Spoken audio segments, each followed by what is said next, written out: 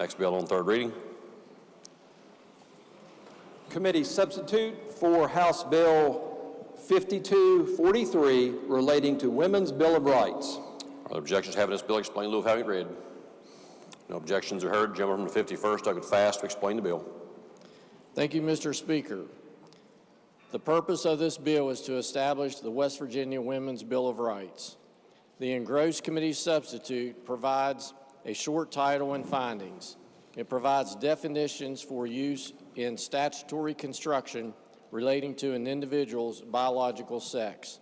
It provides that state policies, programs, or statutes that prohibit sex discrimination shall be construed to pertain to females and males.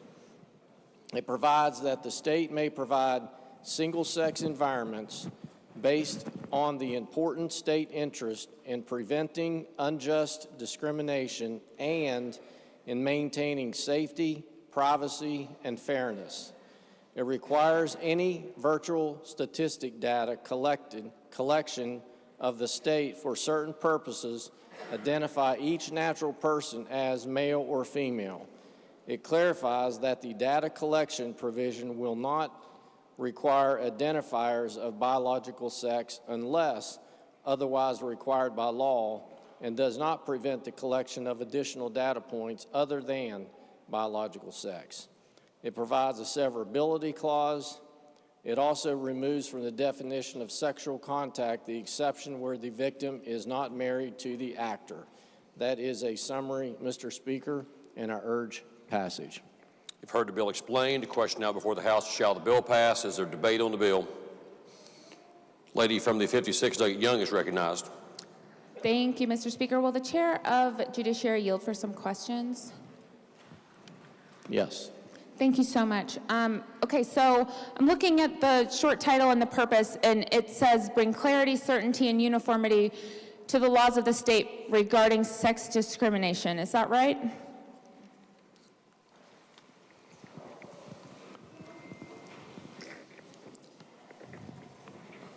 Yes. Okay, thank you. And then it goes on to define a lot of terms, and I see that it defines mother and father and female and male. Do you happen to know how many times the word mother appears in our code? No. Okay, and I remember you saying a few days ago that this is a bill about statutory construction, is that right? Correct. Okay, so if this bill becomes law, then all of our code is subject to these definitions, right? That is correct. Okay, and then when we get to equal, it says equal does not mean the same or identical with respect to the equality of the sexes. So since it would apply to our whole code, would that mean that equal does not mean equal in our Human Rights Act? It would apply to all of the code, and let me expound upon that phrase that you just mentioned. Equal does not mean same or identical with respect to equality of the sexes. It has been held that equal protection clause under the 14th Amendment does not require identical treatment among those similarly situated, but that it does require that arbitrary and capricious distinctions not be made. And if you think about it, otherwise you wouldn't be allowed to have women's sports or men's sports. If equal meant the same, you couldn't have those distinctions.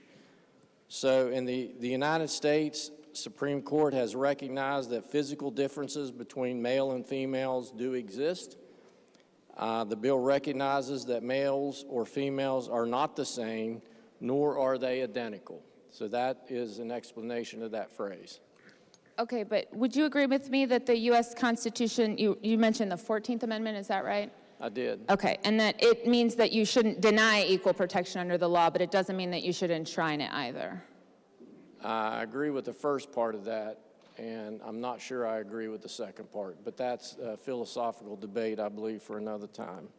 Okay, but back to my original question, since it would apply to the whole code, it would apply to the words equal within the Human Rights Commission? Yes, it would. Okay, and so, okay, my next question is, I'm looking at, sex does not include gender identity, and then it says, gender identity or other subjective terms. What subjective terms could you give me an example of what that means? You would just have to read the code, read the bill, and that's, I mean, it states what it states. Sure, but it says gender identity or other subjective terms. Do you know what those terms might be? I mean, I would have my understanding of that, but I don't want to get into that. The code, the bill says what it says. Okay, and then on the next page, I know that in the general application of the bill, it says that the state has an interest in bringing clarity and certainty regarding sex discrimination. But then it says, because the state has an important interest in preventing unjust discrimination. Or do we not support preventing all discrimination, or it's just what just discrimination are we not wanting to prevent? Well, if the lady would understand it, if the lady would choose to be associated with or date a certain person. Are you talking about me or any lady? You. Okay. Okay, and if you would choose this person over another, it would not be unjust discrimination, because that is your choice to determine who you would like a date or associate with and who you would not. But this is discussing unjust discrimination, which could mean if you have two people in the workplace and they're doing similar work, then we already have equal pay for similar work. And so that would be a form, and if an employer just ignored that, then you could have unjust discrimination. But what you just described was an individual discriminating or making a choice, as I would see it, not a government. What choice does the government, what just discrimination is the state saying we want?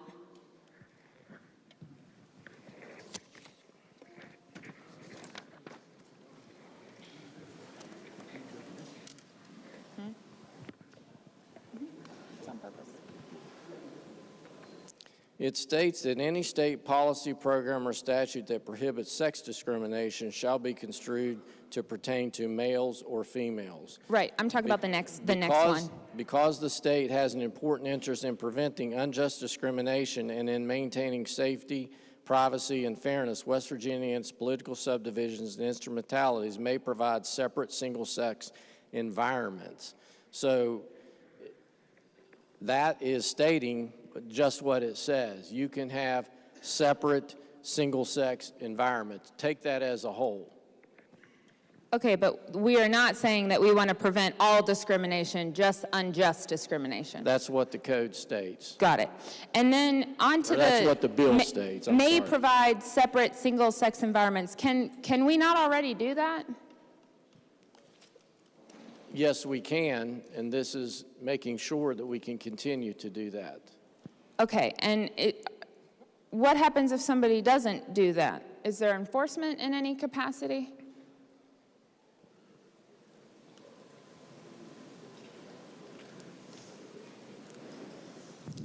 There's no mandate here. It just states that there's an important state interest that these can be created. Okay, and then, I mean, we already have single-sex environments like locker rooms and bathrooms. This bill doesn't say that someone, a coach, for instance, can't go into a women's locker room. Does it allow for that? Or I thought we're trying to protect girls from their coaches. If there is a single-sex environment, it would mean just that. So then the male coach couldn't go into the women's locker room? I believe that would be the case. Okay, all right, thank you so much. I want to start out by thanking my friend from the 42nd for getting this exemption for sexual contact into this bill. We've been working on that piece of code for a very long time, and I'm really excited about that. Unfortunately, I still can't support this bill. This bill decimates the definition of equal in our Human Rights Act, and the 14th Amendment says that no one should deny equal protection under the law. But someone that you guys love a lot, Justice Scalia, once said, if the current society wants to outlaw discrimination by sex, hey, we have things called legislatures, and they enact things called laws. This law does not help women in any capacity at all. In fact, it just says that men and women can have single-sex environments. It provides the same thing for men that it does for women. It doesn't do anything for women. And if you care about women, you should care about all of them, no matter what they were assigned at birth, what skin color they have, what religion they care about, none of it. You should care about all of them. If you want to know how many pieces of code this affects, the word female appears in our code 62 times. The word woman appears 55 times. And when they appear in things talking about taxes, talking about disability, talking about inheritance, talking about health benefits and employments. This bill will decimate that entirely. You're hitting the code hundreds of times to change the definitions. I cannot believe that we're doing this. I can't believe we're doing it on Valentine's Day, where I thought we all cared about love and women, yay, but we don't. We don't here in this legislature. We think that just discrimination is fine. That's what West Virginia is telling people today when they pass this bill. So, Mr. Speaker, I will be a no. The gentleman from the 5th, Delegate Fluharty, is recognized.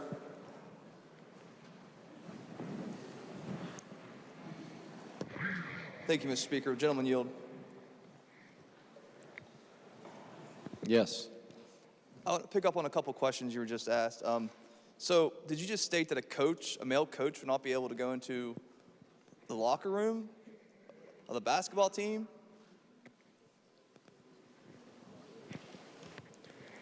If I understand your question correctly, it would depend on how the single-sex environment is created. I mean, if there's an emergency or something like that, if there's a fight that breaks out in a single-sex environment, then that would most likely, how it was created would not be a violation if a male coach went in to break up a fight or something like that.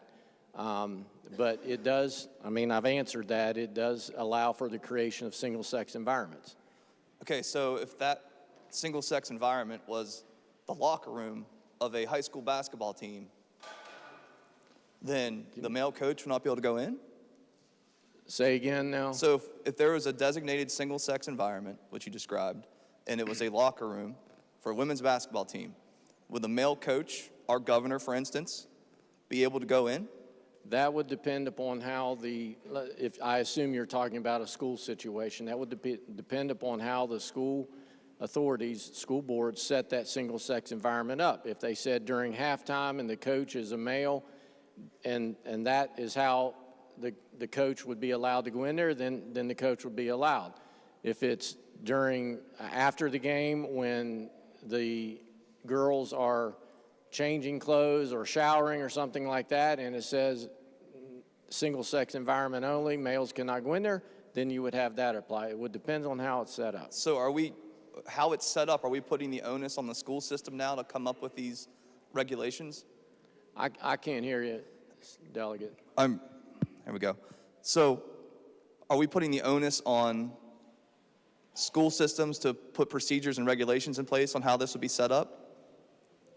It states in the bill that single-sex environments are authorized. Okay. So that's what the bill states. How will these environments be enforced? Is this a jobs bill? Are we hiring a bunch of people to stand outside of these single-sex environments and monitor? You may have employees that are already in the system to monitor. Okay. But if you heard what I said, it's for health and safety reasons primarily. Okay. I want to ask about the data collection you mentioned in your opening and get an idea of exactly how much data we're now collecting on young children in the state of West Virginia. So this would collect data on children attending public schools. How young do we start attending public schools in West Virginia? Can you hold your mic closer? I have it about as close as it can be. So at what age do students enter public schools in the state of West Virginia? They're usually around age so six. So we're collecting data on 6-year-old children?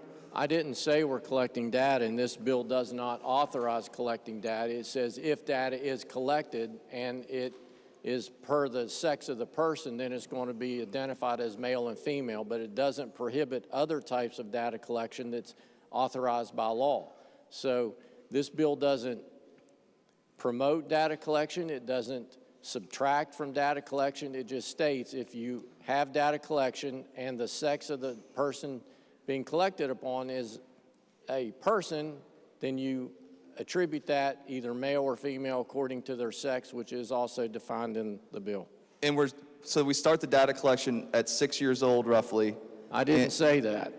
It clearly authorizes data collection. It clearly authorizes it in 1667-4, and you outlined it in your opening. Yes, it does, but I didn't say that it authorizes that. It says if data is collected. Okay. It doesn't state we have to collect data now in a new fashion. It just states if data is collected, this is how it is to be recorded if you're talking about a person, male or female. Okay, so if the data is collected, let's go down that road. It states at the end of subsection B with compliance on page 3, it shall not prevent the collection of additional data points other than biological sex. So we are not just limited to collecting data on children to their biological sex. What are those additional data points? It just simply says it shall not require collection of data regarding sex unless otherwise required by law. That's all. The next line. State. The next line. It shall not prevent the collection of additional data points. I want to know, and I think everybody here wants to know, what additional data points we're collecting on children in the state of West Virginia. To the delegate, you are misreading. And no, I'm not. You are misreading and misconstruing. I'll say you're misconstruing what is there. It says that it That's the plain language. It says that it does not prevent the collection of additional data points other than biological sex. So if there is an authorized point of data collection, then this bill will not prevent that. So could we be collecting data points on menstrual cycles on young girls in West Virginia? This bill does not state that. If it is authorized by law or promulgated by law, so it does not explicitly prevent that, this bill does it? doesn't state that. So don't misconstrue the bill like you're trying to do, delegate. All right, no further questions. I'd like to speak to the bill. Gentleman is recognized. You know, this is, quite frankly, possibly the most disingenuous piece of legislation I've seen. And I've been here for a few years now. Absolutely disingenuous. Women are not political pawns.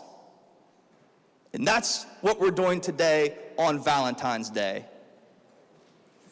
Children in schools are not data collection points for weird legislation like this.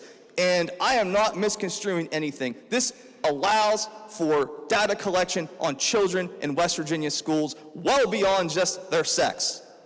Who knows what we'll be collecting? Anything under the sun. That is scary. So disingenuous. There's no enforcement on this. You know, we actually put together real rights a few days ago. We did, here. We put together real rights, talking about equal pay, talking about paid leave, talking about lowering taxes, no taxes on feminine products, supplying them in schools, things that are important for children, not just collecting their data points. I mean, this takes away, we call it the Women's Bill of Rights, and it's taking away privacy rights. Like, in what world are we in? Like, politically pawning women and saying, we're passing the Women's Bill of Rights, we're going to do it on Valentine's Day for you, yay! It's absurd. And while we're talking about Valentine's Day, I mean, it just gets to the point where this place lacks seriousness and it lacks empathy.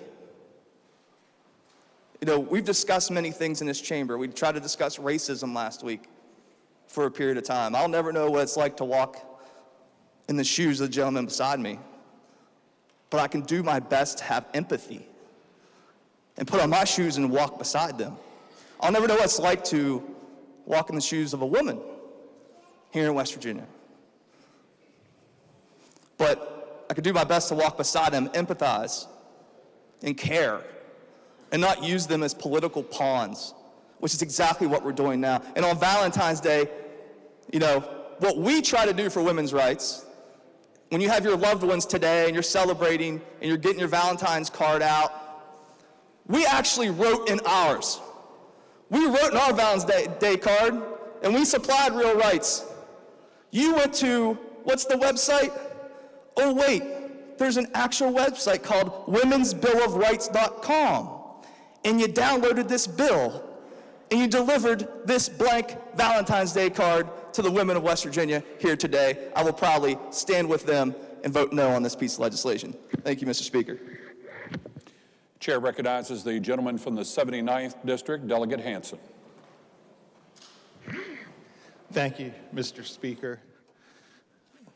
When I spoke on this bill during second reading and brought up the womensbillofrights.com, as the gentleman from the 5th just mentioned, I brought that up because I thought that gutting the Human Rights Act with this legislation was an unintended side effect of cutting and pasting model legislation from a website. But it's been clarified through the questions from the delegate from the 56th that that's actually intentional. It was not an oversight. It was not an unintended side effect. That it was intentional to change the definition of the word equal in the West Virginia Human Rights Act. And I think we all know what the definition is by now, but here's what it says in the bill. Equal does not mean same or identical with respect to equality of the sexes. Equal does not mean the same, and it does not mean identical. Again, we still are not sure what it does mean, but we know what it doesn't mean. And that's important for the Human Rights Act, because that word equal is used in the definition of the word discriminate or discrimination. According to the Human Rights Act, that means to exclude from or fail or refuse to extend to a person equal opportunities because of race, religion, color, national origin, ancestry, sex, which is what we're talking about today, or some other things.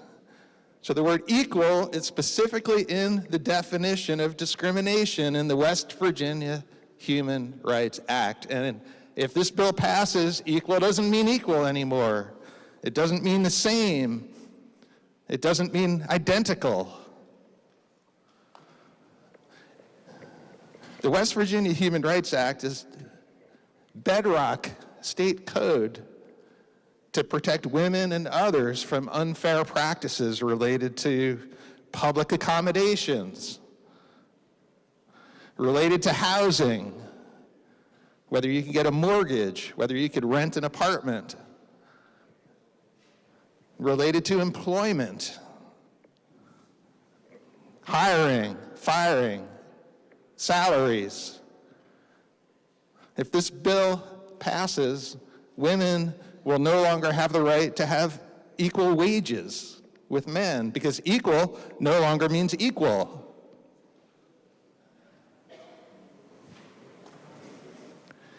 And apparently, that was done on purpose in this Women's Bill of Rights that guts protections for women in the West Virginia Human Rights Act. The chair recognizes the gentleman from the 25th, Delegate Hornbuckle. Thank you, Mr. Speaker. And thank you to the gentleman from Morgantown.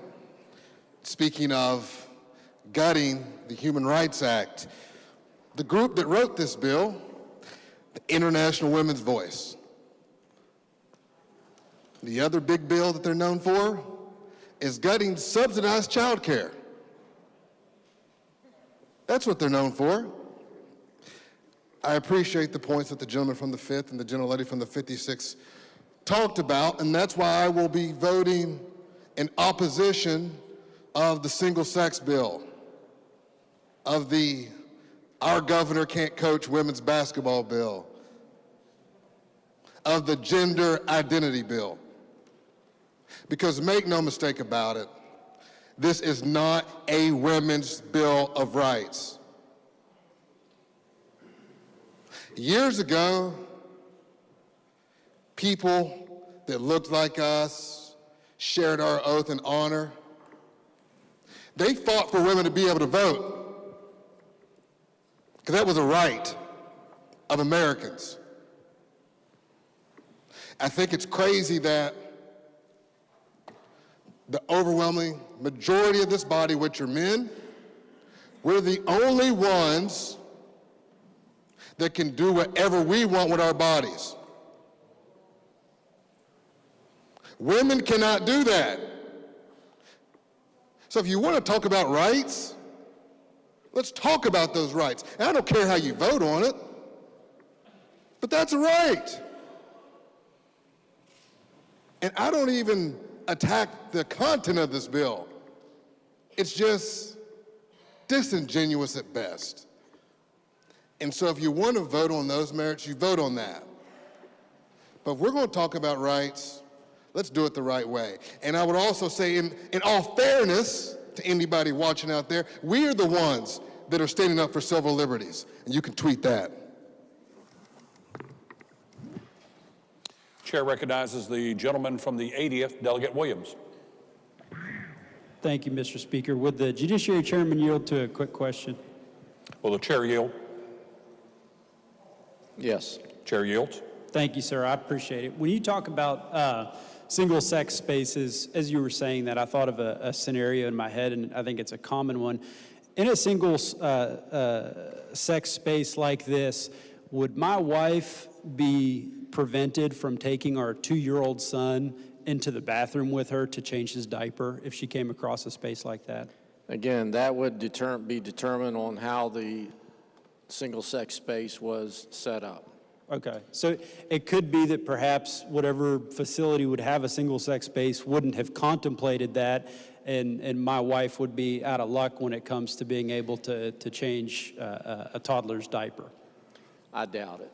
Okay, all right, thank you very much for yielding. I appreciate it. Mr. Speaker, I went into great detail on Friday when speaking to my colleague from Kanawha's amendment. So I won't belabor the point, but we had a really awesome opportunity on Friday to deliver an actual Women's Bill of Rights, and I can't vote on this again because, as my colleague from Cabell pointed out, the title deviates so much from what is actually going to happen with this bill. But also you think of a little practical situation that I just asked the chairman about with parents not being able to attend to their children in public bathrooms. I mean, it's just, it's shocking, and I'm fearful of the result that will have when you have some poor mother who's trying to attend to her child and she gets yelled at by a clerk in a store for taking her son into the women's room. So for that and many other reasons, I'll be voting no. Thank you. The chair recognizes the gentleman from the 52nd District, Delegate Rowe. Thank you, Mr. Speaker. I just want to very briefly address page 2, line 18, about equal wages. I just want to put into the sentence the word wages. And it would say equal wages do not mean the same or identical with respect to the equality of the sexes. Ladies and gentlemen, with this bill, we will write out equality in wages in West Virginia. I don't think that's the overall intention of the bill, but whenever you change every single provision in the code that relates to sex, you just changed it based on this, and in terms of the sexes, equality does not mean the same or identical. Well, if it doesn't, what does it mean in terms of wages? How is it that someone can bring a claim that they've been discriminated against because their wages aren't equal to the men in the office where they work? Can't do it with this bill. It's gone. And I think that we need to accept the fact that this bill goes much too far. It's intended to be judicial construction, you know, how the courts will look at provisions. And Just put the word wages in on line 18. Equal wages do not mean same or identical with respect to the equality of the sexes. Well, what does it mean? How do you prevent discrimination based on wage amounts? Can't do it, not with this bill. I'll be voting no. Thank you, Mr. Speaker. The question is, shall the bill pass? Is there further debate on the bill? Chair recognizes the gentleman from the 54th District, Delegate Pushkin. Thank you, sir. Thank you, Mr. Speaker. I was going to wait and see if anyone was going to rise in support of the bill. I think I'd be waiting a long time today. So I don't know if we're going to have a real healthy debate or if we're just going to air our opposition to the bill today. Yeah, and I'm not going to get too far in the weeds on policy because I don't really think there's much about this bill. Has a whole lot to do with policy. It has everything to do with election year politics, and that's really sad. And it does do some harm. It was mentioned on page 2 of the bill. We see the line, equal does not mean the same. We're going to redefine equal. Equal does not mean the same. It was mentioned that this bill might have been copied and pasted from some anti-trans website. When I read equal does not mean the same, I thought it was copied and pasted from 1984. I thought maybe George Orwell was the ghostwriter of this bill. Started rereading the book over the weekend, reading about doublethink, how to distract people from the real issues, make them think the opposite is true. War is peace, slavery is freedom, equal is not the same. Sounds awful familiar to me. You know, another tactic that Big Brother used in that book was creating this perceived threat. One day we're at war with East Asia, the next day we're at war with Eurasia. As long as we have that perceived threat to distract people from the fact that we're not doing our job here, everything will be nice and calm. They also had a domestic threat in the book too. I believe it was Emmanuel Goldstein. That was the perceived threat in the book. And that's what this bill is really about, unifying people against a perceived threat. But the problem with it is that it affects real people, real constituents of ours, real West Virginians. And I received phone calls over the weekend, people in this state who would be affected by this, who were scared because of what their legislature, what their elected officials were doing with a whole slew of bills, with putting a target directly on their back. People that called me happened to be excellent musicians. People help beautify this state through their art. They also happen to be transgender. They're calling, asking, should I leave? Should I leave the state that I was born and raised in? Should I leave the state that I work and pay taxes in? Should I leave because my legislature wants to make me a perceived threat and unify people in hatred and in fear against me? Should I leave? It's sad. Horrible conversation to have with somebody that means nobody no harm, simply tries to make the state more beautiful through their music. And they feel threatened by the members of this body. And they should.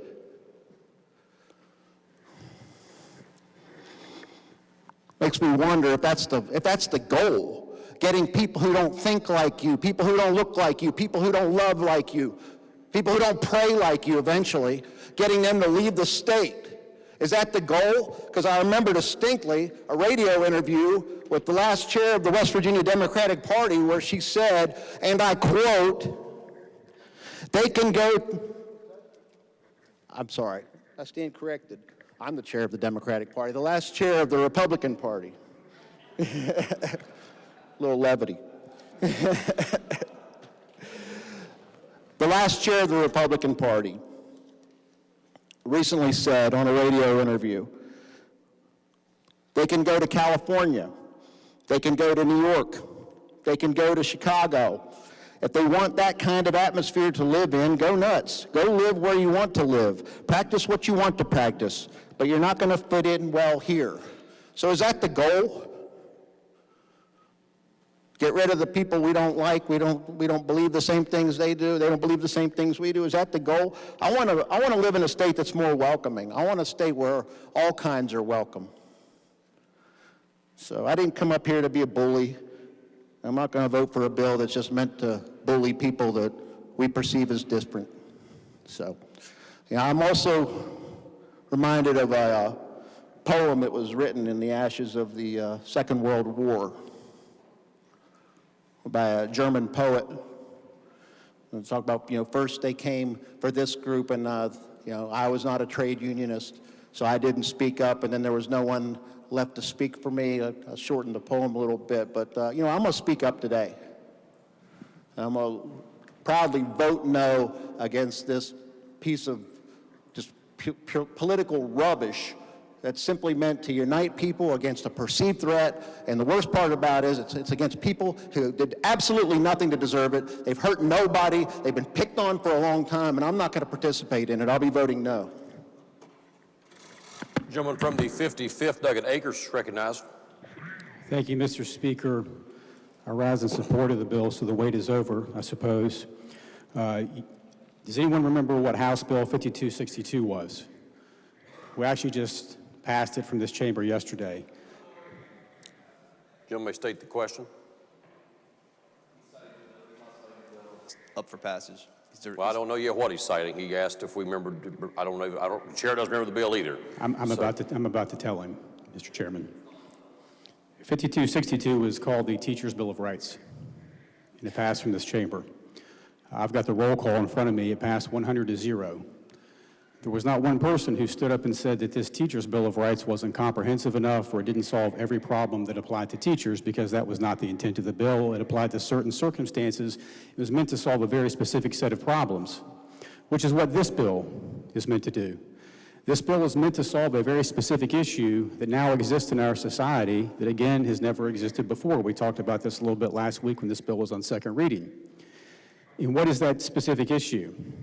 It's the issue that there are actually women who are displaced or vulnerable in spaces that were made for them. That's a fact.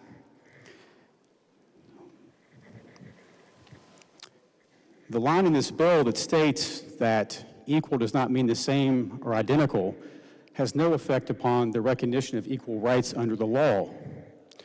The fact that the bill makes that statement is a recognition of the fact that our code, throughout our code, states the exact same thing. By example, we have 33-16E-1, which is the Prescription Fairness Act, which has provisions that provide basic health care for women. Last week, during second reading, I referenced the Pregnancy Fairness Act, which is designed to protect the interests of pregnant women. 33-42-1, the title of that code provision that exists in law is the Women's Access to Health Care Act, meant to protect the interests of women. The West Virginia DHHR has the West Virginia Women's Commission. Our West Virginia Small Business Association has women-owned business certifications for women-owned business grants in recognition of the fact that men and women, while they have equal rights under the law, there are differences between the sexes which we're supposed to celebrate and recognize. Ironically, the amendment that was passed to this bill last week, which I have no objection to, by the way, but the amendment was meant to recognize and to remove sections of our code that allow unwanted sexual contact in certain limited circumstances between spouses. That amendment, again, ironically, is a recognition of the fact that there is a disparity between the power in relationships between men and women. And that amendment was meant to help resolve that issue and to protect women. That amendment in and of itself is a recognition that there is a disparity in power between the sexes, not that they are not equal under the law, but that men and women are not identical, which is a truth that we all know. A few years ago, during mandates for COVID vaccines, we were told to trust the science. We know what the science is. We know that women in certain circumstances, not that women aren't strong because they are, I'm married to one. But as a general rule, we know that physiologically, women in some circumstances are vulnerable to biological men. And I brought that up last week in one specific instance in which the irrational quest in some circumstances for inclusivity has led to the inclusion of biological male sex offenders in female prisons. Now, what I would say to some of my friends on the left or anyone in opposition to this bill is, will you stand up and state on the record here today that you are in favor of a biological male being housed in a female prison population? A biological male sex offender housed with biological women in a vulnerable situation. And if you will, I'll disagree with you, but at least there will be consistency in your argument. But if you think that that is a bridge too far, then the gossamer of the rest of your argument begins to fade away. Because if a biological male should not be housed in a female prison as a sex offender, then that's a recognition of the differences between men and women under certain circumstances that must be respected and protected. Again, the amendment to this bill is recognition of that fact. We got here today not because of some sort of right-wing conspiracy or attempt by Republicans to do anything that had never happened before.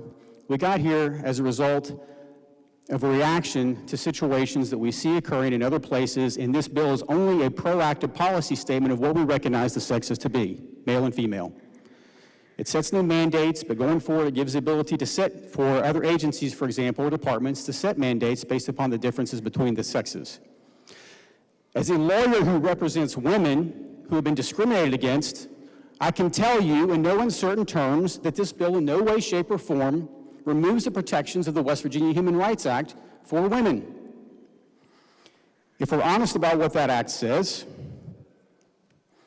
it states that it is unlawful for any employer to discriminate in the terms of employment based upon sex.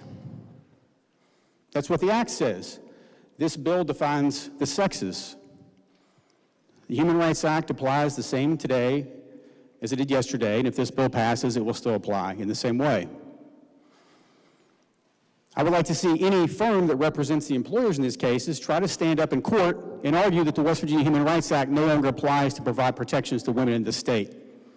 I would dare them to do so. As someone who represents the women in those cases. We don't have to just stick with the prison example. This is a public health bill, which also applies to the public health of our daughters who play sports.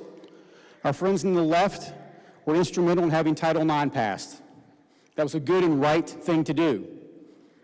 It provided opportunities for our young girls. What we've also now seen are extreme circumstances where biological men are entering the ring even in combat sports and fighting biological women, one of whom had her skull fractured by a biological male who identified as a woman. That's the extreme that this has been taken to, and why there now has to be a public policy reaction stating who the sexes are. I met the first transgender lawyer I ever knew over 20 years ago. That lawyer was a good person and did good work. No one treated her any differently than anyone else. I never denied her existence, and I was respectful to her, and we just worked together as professionals.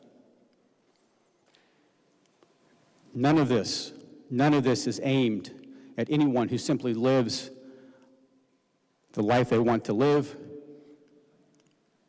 It's meant to protect women in vulnerable spaces. Does Title IX still mean anything, or should we just, again, anyone who opposes this bill, will you stand up and then say that Title IX is meaningless and we should just create open classifications for sports so we have no more reservations for our girls?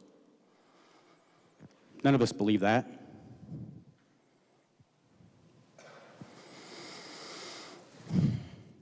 I'll just close, Mr. Speaker, by saying that I speak for no other woman. But my guess is here today that many more women will vote in favor of this bill then we'll vote against it. Thank you. The lady from the 19th, Delegate Kraus is recognized. Thank you, Mr. Speaker. Rarely do I quote the Bible. This time, however, it feels appropriate. Take us back to the beginning, back to Genesis 1. It is written, "So God created mankind in his own image. In the image of God, he created them. Male and female, he created them." Every day, Americans know that a woman is an adult human female. I know this, you know this, your constituents know this. Everyday Americans also understand intuitively that laws that prohibit sex discrimination are intended to stop employers or schools from treating women or men unfairly because of an immutable characteristic, sex. Americans know that it is unjust to discriminate against someone because of how they were born. Our civil rights laws are premised on this basic idea. And yet today, a powerful group of activists seek to convince judges and bureaucrats that these laws guarantee men who identify as women access to women's private spaces. And they have, in some places, succeeded by convincing judges and bureaucrats to adopt their nonsensical definitions of sex-based words. They have succeeded in rewriting anti-discrimination law without your consent. That is, without having to convince the people and their duly elected representatives that change is needed. Thankfully, we don't stand for sex discrimination in West Virginia, and that is why I'm lead sponsor of HB 5243, the West Virginia Women's Bill of Rights. This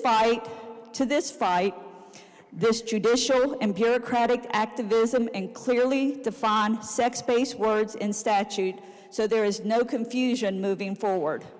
This bill enshrines in law the original public meaning of basic sex-based words, such as woman, man, male, and female.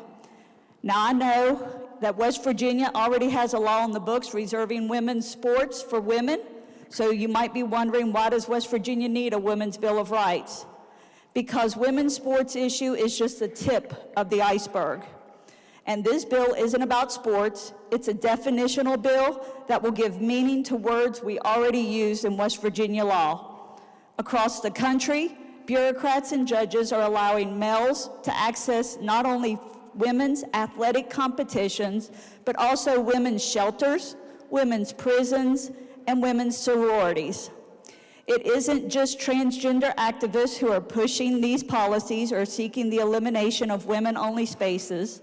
Since the 1970s, radical feminist supporters of the Equal Rights Amendment have sought a world in which men and women are treated exactly the same in every single circumstance, regardless of physical differences, a world where men and women may never be separated for any reason. The Women's Bill of Rights aims to halt this radical agenda too. When passed, the Women's Bill of Rights will do three important things. It defines words such as female and women, which are used hundreds of times in state code.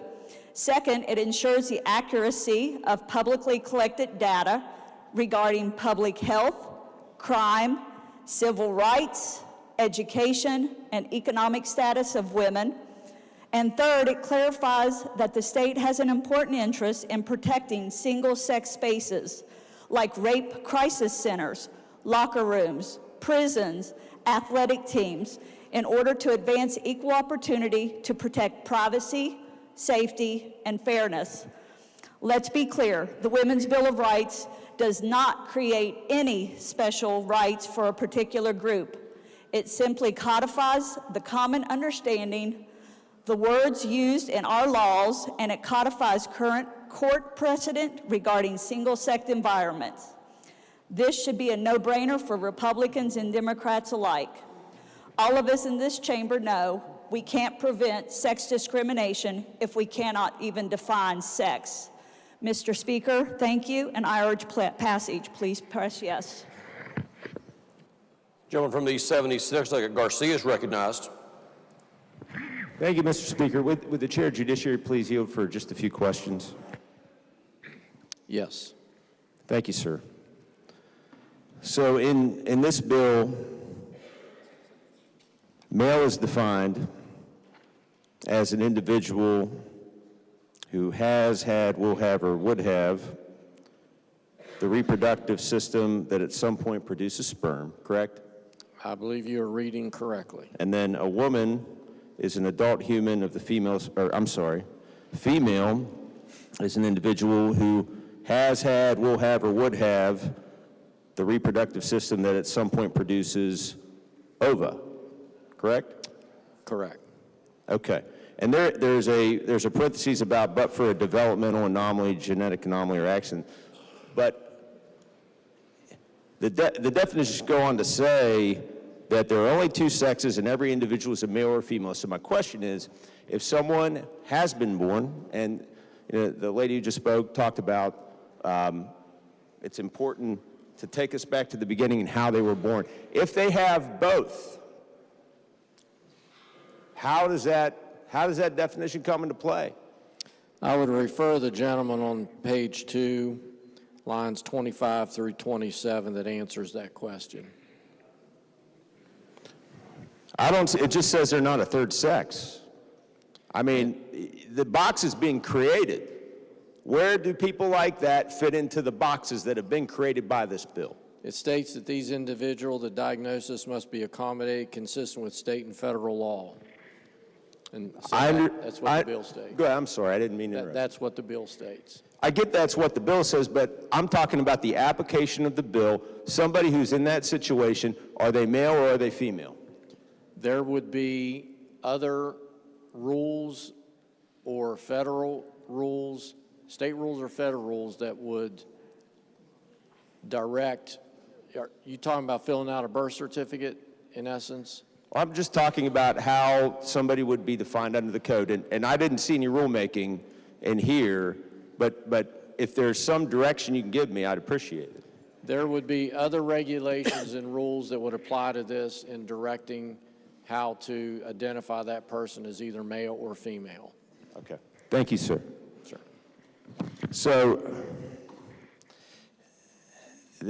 this is the issue with this bill, is there are questions, beyond questions, beyond questions. The lady from the 56th spoke a little bit earlier about how many times these words that we define are used throughout the code. Female, 62, male, 40, woman, 55, mother, 87, father, 82, sex, 339, equal, 82. And again, we've heard equal really just doesn't mean equal. It's confusing. And just discrimination, that's the other term that just caught me. You know, right now you can discriminate against people in the state of West Virginia unless there is a basis not to, including sex, including race, including other things, but including sex. And now there is a term in our code that's supposed to go in here that says there is a situation where there is just discrimination. This talks about unjust discrimination, but that's the equal and the opposite, correct? To the extent that equal still thinks what we think it means. So, and I listened earlier to some of the conversation about what most women would want, or I think that was proposed last week. That's what, if you listen to people, those are the types of issues we're hearing about that are important. And I've not heard, the gentleman from the 55th brought up a number of different situations. I've not heard anything like that in the state of West Virginia. But yet, we do something very real and very disparaging to a group of people who I talked about who can't be defined by this bill. May not be that many people. We're over here in the minority. That's a minority of the minority as far as somebody who might have both sex organs at birth. But we're saying you do not have a place. We're not going to define you Maybe somewhere in the state code or the federal code, you're defined. Maybe someday we'll have regulations or rules that help us figure that out. But for now, what are you? To the state of West Virginia, to the legislature, to the people that represent you. And that's why the gentleman from the 54th talked about people saying, well, maybe I should just move away. I am not contemplated. That's what you would hear versus having the discussions about things that could really help women. And for that reason, I'm voting no. Thank you, Mr. Speaker. Gentleman from the 57th, Delegate Lewis is recognized. Thank you, Mr. Speaker. I just want to speak to the bill. I have 4 daughters, ages 15 to 5. So I definitely want to protect their spaces and make sure they can play sports and do all the things that girls can do. But what I can't accept as a Black American is how we are redefining equal and discrimination and creating loopholes, because we're like, it's like that insurance commercial where he had a dollar on the fishing line. He's like having it out there, but they can't really get it. So on one sense, we're saying this is the Women's Bill of Rights, but on the other sense, we are setting it up where we can actually take away some of those rights. So again, and I won't be long and I won't belabor the point because I think my colleagues have done a great job articulating why we are against this bill. So again, when we talk about equal, meaning the same, again, common sense tells you it's not the same. There's going to be some difference between the men and the women, the sexes. But are we saying that women aren't entitled to the same funding as men in different arenas? Are we not talking that the facilities and different things that women and men would have access to would be the same? That's where it needs to be the same. So when we play with our definitions, when we loosen our terms, we're going to go back in time to a time when myself or Delegate Hornbuckle or Ms. Hamilton or Delegate Young, we wouldn't be here. So I don't like that we are, trying to change the definitions of what brought us here, what brought us diversity to the state, what brought us, a variety of thought, because that's what makes West Virginia great. So for those reasons, I will be voting no. Lady from the 81st, Delegate Hamilton is recognized. Thank you, Mr. Speaker. I would just want to speak to the bill. I think the problem with this bill is that a lot of legislation is not cookie cutter. And when you don't work in your communities, it becomes very difficult to know exactly what your community needs. Our community is full of different people from different backgrounds, different circumstances, different religions, and they all want different things.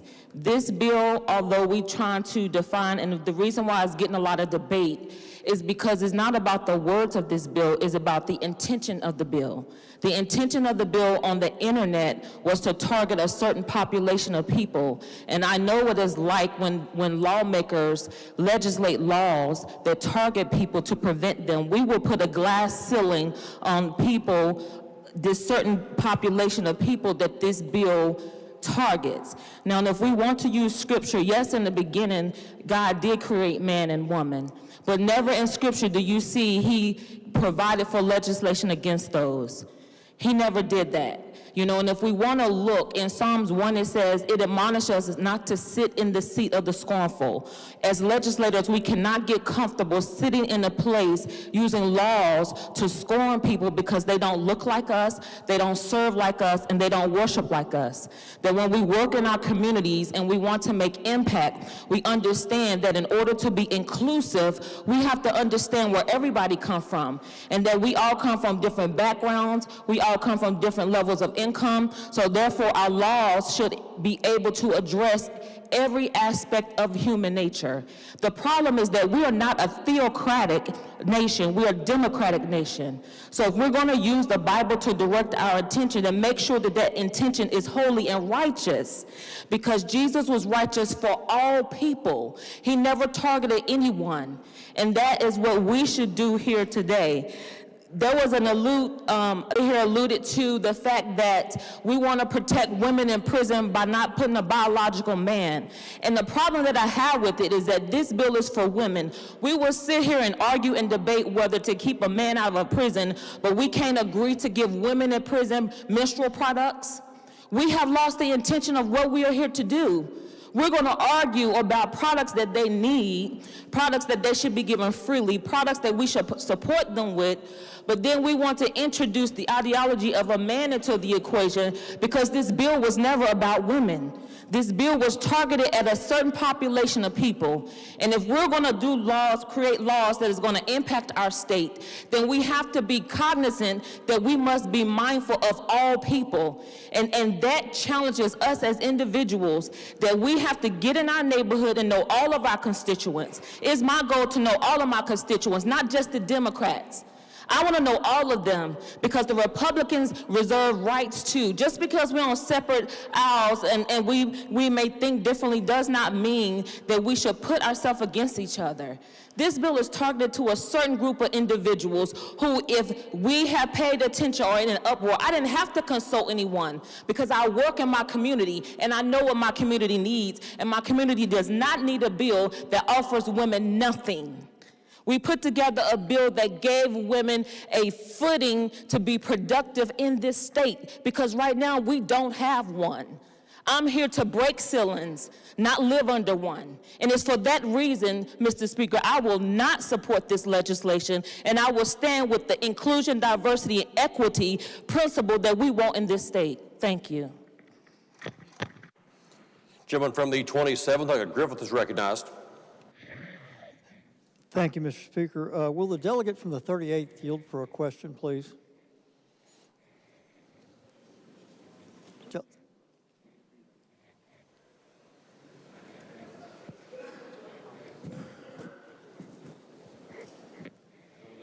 I'll yield, yes. Thank you, Doctor. You know, I struggle with this too, as many of you I think do. I believe you, as a person who delivers babies, you said in one of our meetings that that it is difficult to assign a sex to a newborn, they're assigned female. Is that what I understood? What I probably said is in cases of ambiguous genitalia or genetic disorders that it may be difficult to assign a gender, that predominantly they are raised as females. Okay. So they would probably be designated as female on their birth certificate. Okay. Thank you, Doctor. If I may speak. Gentleman is recognized. As a person of faith, I agreed with Genesis that God created male and female. He also gave us the capacity to continue that process as male and female. And not every baby born is obviously one sex or another. In some cases, these young people struggle with this. They're bullied. We don't know what to do. I or none of you want to put a young girl in a restroom in there with a boy who's there for wrong reasons. There's no good answer unless maybe we have a third alternative for that person struggling with that development that doesn't follow the clear-cut one or the other. So what do we do when they do get surgery, when they do mature enough that they are assigned a gender, and it's different from that automatically assigned as female at birth when they contain elements of both genitalia? I think that's one of the struggles we have here, and I think on one side, we're thinking black and white, this is all it is, with no regard for those young people that are struggling.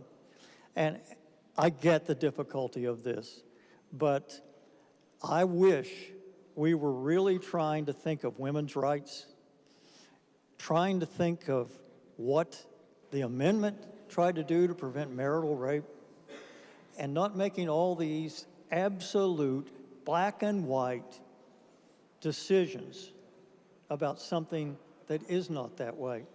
The first two humans created, according to Genesis, were male and female. But after that, God turned the job over to us. And like many things, we don't do it as well as God. And just by chance, Some of these young people born into this situation are not absolutely as we'd like to define in this bill. Thank you, Mr. Chairman. For what purpose does the lady from the 19th Delegate Cross seek recognition?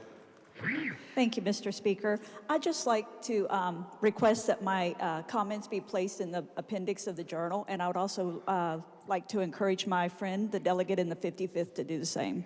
Are there other objections to the lady's comments being recorded? Okay, no objections are heard to be so recorded. Gentleman from the 94th Delegate Kump is recognized. Thank you, Mr. Speaker. I called the previous question. Gentleman from the 94th has moved the previous question. Is the demand sustained?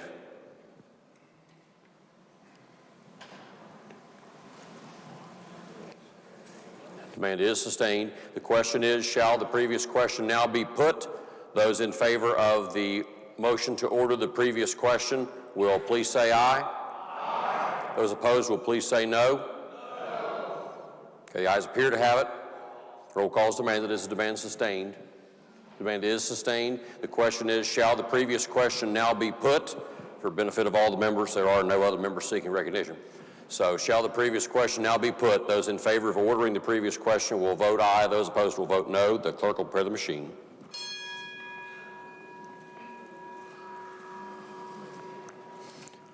Have all members voted? If so, the clerk will close the machine and ascertain the result on this question. There are 60 ayes, 39 nays, 1 member absent. Majority of members voting in the affirmative. The chair declares the motion adopted. Chair recognizes the gentleman from the 51st, Delegate Fast, to close debate on the bill. Thank you, Mr. Speaker. There's been a lot of misconstruction of this language before us. Equal does not mean the same or identical with respect to equality of the sexes. I've heard this misquoted to say equal does not mean equal. Some people get it right, stating that equal does not mean the same. If you want to get rid of women's sports, if you want to get rid of the women's basketball team, the women's soccer team, or women cheerleading, things of that nature, then go with my friends to the left. Also, this whole argument that this bill creates additional data collection, I'm going to read and complete the section. It's on page 3, lines 6 and 8. Compliance with this section shall not require the collection of data regarding sex unless otherwise required by law, and it shall not prevent the collection of additional data points other than biological sex. Show me in there where it says that we have to engage in additional data collection. It simply does not exist. So, ladies and gentlemen, as stated before, in the image of God created he them, male and female. I urge passage of this bill. Debate on the bill has been closed. For what purpose does the gentleman of 55th Delegate Acres seek recognition? Thank you, Mr. Speaker. I still have the ability at the request of my colleague to ask consent to have my remarks placed in the record, the appendix of this, primarily with regard to concerns that this somehow would result in negative changes or interpretations of the Human Rights Act, which is why we make that request. The request is in order. Are there objections? No objection to heard. Chairman's request will be so granted.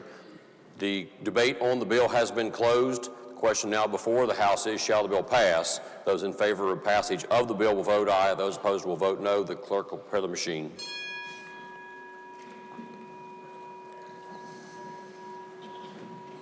Has every member voted? If so, the clerk will close the machine and ascertain the result on this question. There are 87 ayes, 12 nays, 1 member absent. A majority of members voting in the affirmative. The chair declares that bill passed. The clerk will please report the title.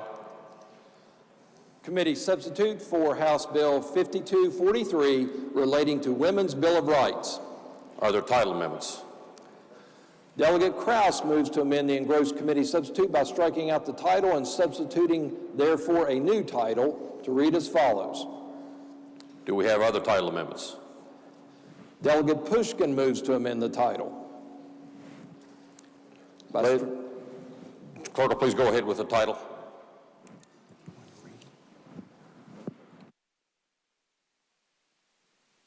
Want me to explain my amendment?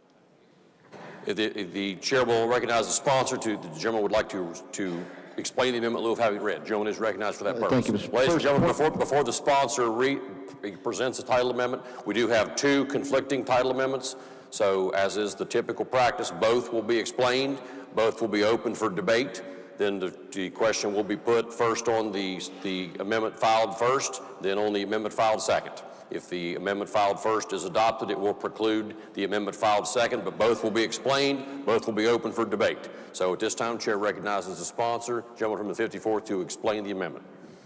Thank you, Mr. Speaker. What my amendment seeks to do is put an end to the double speak, call this bill what it is, and aptly title it Women's Bill of Wrongs. I urge adoption. Okay, debate is in order on both title amendments. The title amendment offered by the lady from the 19th, Delegate Krause, and the amendment offered by the gentleman from the 54th, Delegate Pushkin. Is there debate on the two title amendments? Gentleman from the 51st, Delegate Fass, is recognized.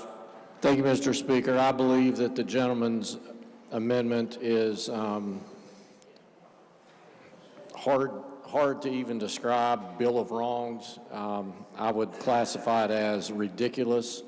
I would urge rejection of the gentleman's amendment and adoption of the gentlelady's amendment, which just simply updated the fact that we had the criminal provision amended into this bill Friday, and that's all that her title amendment does. Thank you, Mr. Speaker.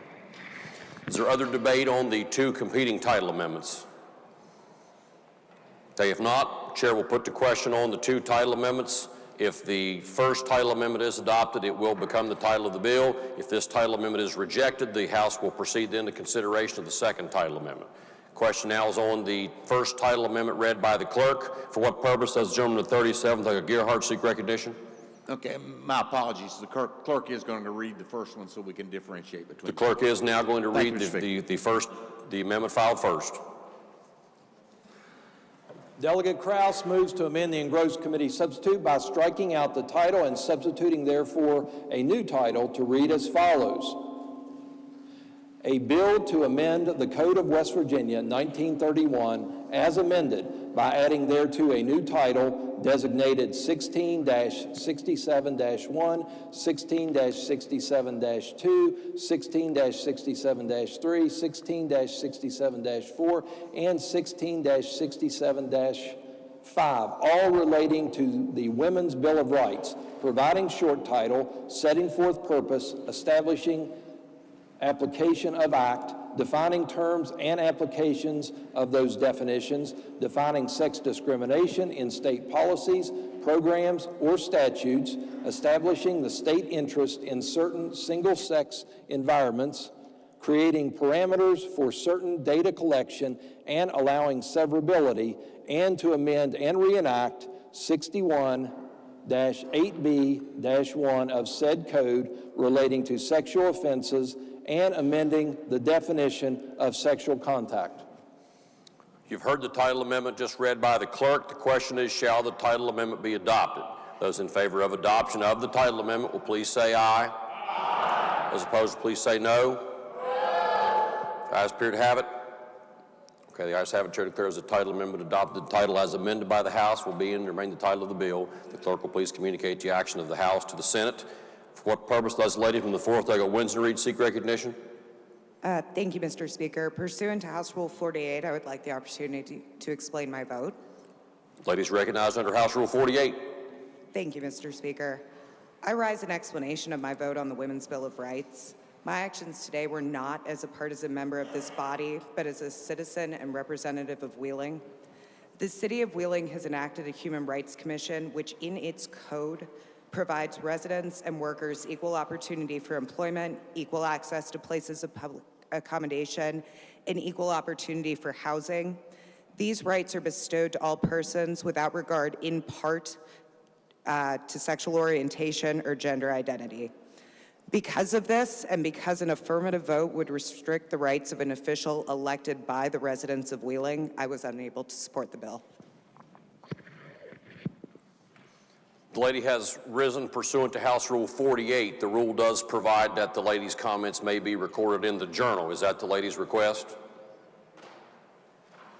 Yes. Be so ordered.